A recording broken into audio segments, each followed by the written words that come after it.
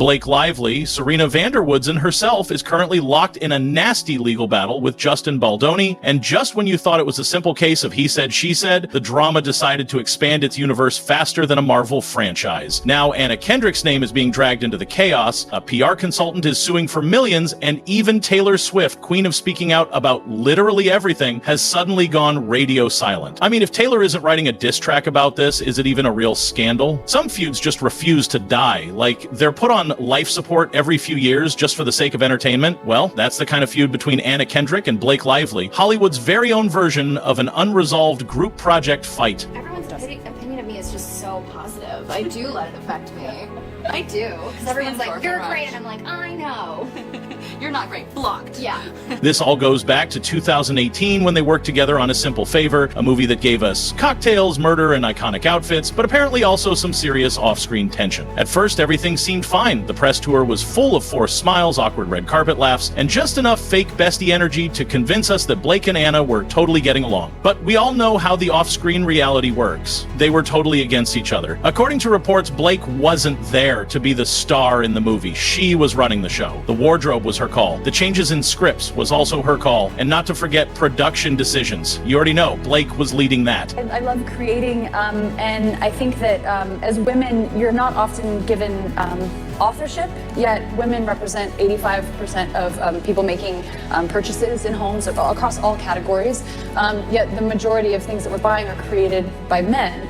If there had been a catering decision to make, I would be shocked if she had opinions on that too, and at first, Anna Kendrick was super chill about it. She even tried to dismiss rumors of tension because, you know, Hollywood's golden rule, pretend everything is fine, even when it's clearly on fire. But eventually the truth started leaking out. Anna admitted that, yeah, Blake was kind of difficult to work with, which is celebrity code for, I would rather drink expired oat milk than go through that again. And let's be real, if Anna Kendrick, who's worked with all kinds of chaotic Hollywood personalities, found Blake to be a lot, then you know it was bad. Fast forward to today, and guess what? The sequel is happening, and surprise, surprise, Anna Kendrick is not exactly thrilled about reliving the Blake Lively experience again. And honestly, who can blame her? Now, with all of Blake's legal drama in the mix, Anna's probably somewhere sipping her coffee, watching the chaos unfold, and thinking, maybe it's not just me. I feel like it's pretty rapid cognition for me. Yeah, I think you know, but there's some people, like, I've had people who, like, I don't necessarily, like, we're not best buddies at all moments, but, like, we do well together on screen. There's some people that, like, we're best buddies, and then on screen it's like, so you just never really know. Right. And so, I don't know, but it's fun. But you definitely know once you're shooting. Like, let's be real for a second. Anna Kendrick is basically America's sweetheart. She's funny, self-deprecating, and the type of celebrity who would probably trip on a red carpet, laugh it off, and somehow make it endearing. She gives off cool girl who gets along with the crew energy, and that's not me talking, that is how most co-actors and celebrities have said about her. The girl stays away from drama, any controversy. Hollywood loves that. Directors love that. We love that. Blake Lively, on the other hand, she gives off, I have thoughts and you're going to hear all of them, energy, which in theory sounds great. Strong, opinionated women running Hollywood, we love to see it, except when the opinions start driving directors and producers up a wall. And again, that's not me talking, or even someone else. That is her talking about herself. Blake has made it very clear over the years that she doesn't just show up, say her lines, and leave. Oh no, she's involved. And by involved, I mean she's rewriting scripts, challenging directors, and making sure every costume choice passes her personal approval. She's been vocal about believing actors should have more control over their characters and the creative process, and you know what? Fair.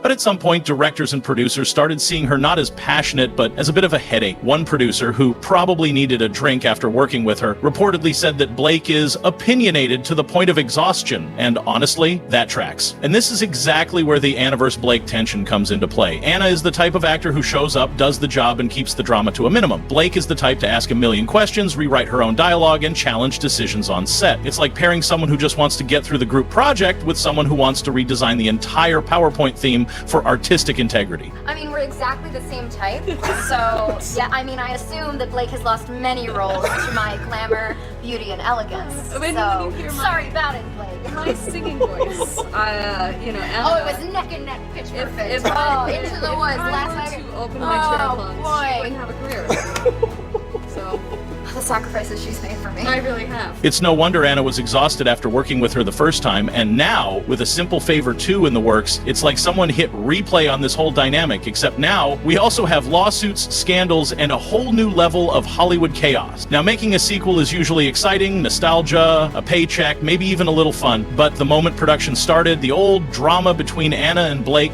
came creeping back in like a bad sequel no one asked for.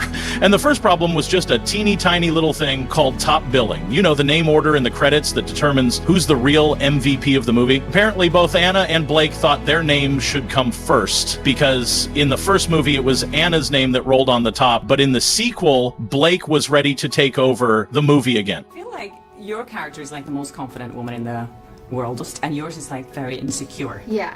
Are you guys, but you guys are like, both of you have this attitude about you that In real life, it's the other way around, and I constantly have to call Blake and be like, it's okay, you're good at giving interviews. This turned into a whole thing with heated discussions, egos flaring, and probably some very tense group emails. Eventually, they reached a compromise, which is Hollywood speak for no one won, but let's pretend this works. The solution they reached was staggered billing. That means sometimes Anna's name is first, sometimes Blake's, because clearly that was the only way to prevent an all-out war. But here's the thing, just when Anna thought she could quietly get through this movie and move on, Blake's lawsuit with Justin Baldoni hit the headlines, and suddenly, A Simple Favor 2 had even bigger problems than billing order. Fans started boycotting the film. Everyone said they loved Anna, but they couldn't stand Balki anymore, and were most likely gonna boycott the movie. And the real way to deal with this should have been Blake calling Anna and apologizing, but that never happened. Imagine signing up for a movie, thinking the biggest problem would be your slightly annoying co-star, only to find out the whole thing is now tangled in lawsuits and industry scandals. Struggled with that because I've